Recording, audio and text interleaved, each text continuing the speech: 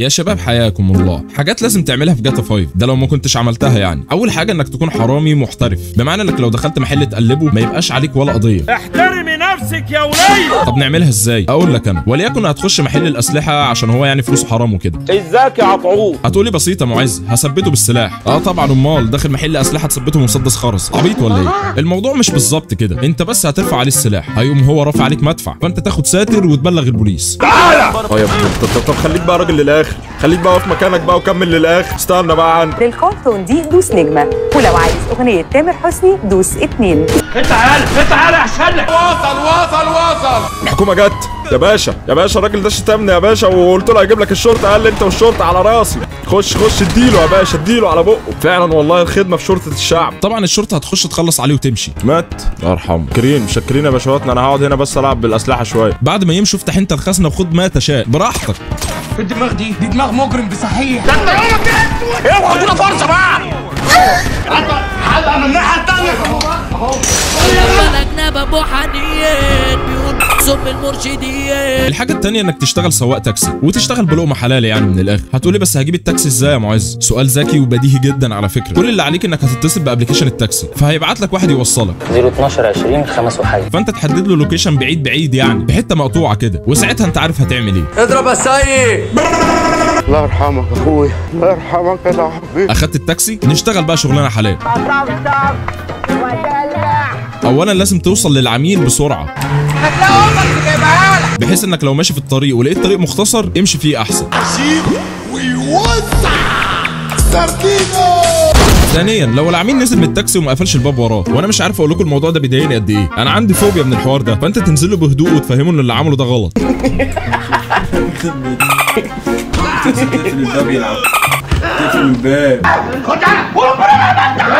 وكمان لو وصلت واحد مشوار بعيد جدا وهو فتح الباب وطلع يجري من غير ما يحاسب، سماعه على السماعه يا ابن يا حرامي. خليك هادي معاه وبرضه فهمه ان اللي عمله ده غلط. انا عارف ان انت فلاح ابن.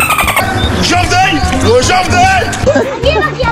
بس مش انا اللي تفتح الباب وتجري وما تقفلوش وراك. عليه تربيه وسخه. وليه الحقيقه يا جماعه شغلانه التاكسي جابت لي مشاكل كتير قوي، اخرهم ان خبطت في عربيتين نقل نزلوا يتكاتروا عليا.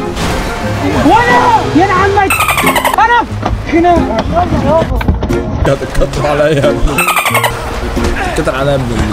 وانا طلبت البوليس بسرعه. يا بوليس هي سايبه يعني ولا ايه؟ دي بلد فيها قانون. اثبت ايدك تحت. بس للاسف عقبال ما الشرطه جت كانت قل مني على الاخر. فبسبب اللي حصل ده نخش على الحاجه الثالثه، انك تتباكس على الناس زي ما هم كانوا بيتباكسوا عليك، وتقل ادبك في الاول وبعدين تتصل على الشرطه تجيب لك حقك. السلام عليكم. اطلب البوليس يا بوليس يا شويش يا بوليس، رد عليا بسرعه يا ولد الكلب. Police officers are en route to your current location. عندي هد الطريق الهيجان ده، بسرعه سامع السرين هيجوا فيك يا ابن الكلب. ده بقول لك ايه، اشتري لك البوليس عشانك يا. ايه ده؟ قوم يا اسطى البوليس جاي هيقبض عليا انا. قوم يا اسطى، قوم يا سنان بربك، قوم يا سنان. السلام عليكم. انا طيب استنى بظبط لك الرفرف اللي ورا. بوليس تعالى يا جدي تعالى. What emergency service do you require? تعالى يا جدي. انا عجوز بس رياضي، لو انت راجل ست صادق. بوليس يا ولاد عايز يا جدي، عايز يا ابني دلوقتي خلاص شفته يعني اتعمت. وفي الاخر لو عايز تزود البكاسه قوي يعني اتبكس على الحكومه. يا حيوان يا متخلف انت اطرش. في انا واقف في ارض الحكومه، هي كانت ارضك يا ابني ولا يا سلام بقى لو حبه اعمال شر.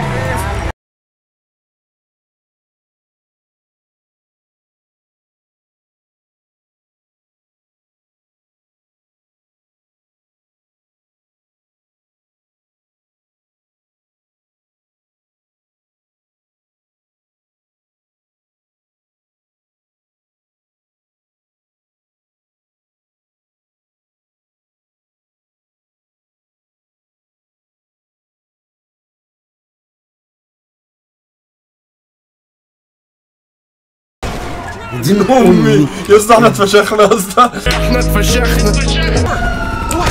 وفي النهايه لو الحلقه عجبتك وعايز حلقه تانية ما تنساش تقول لي. سلام يا رجاله.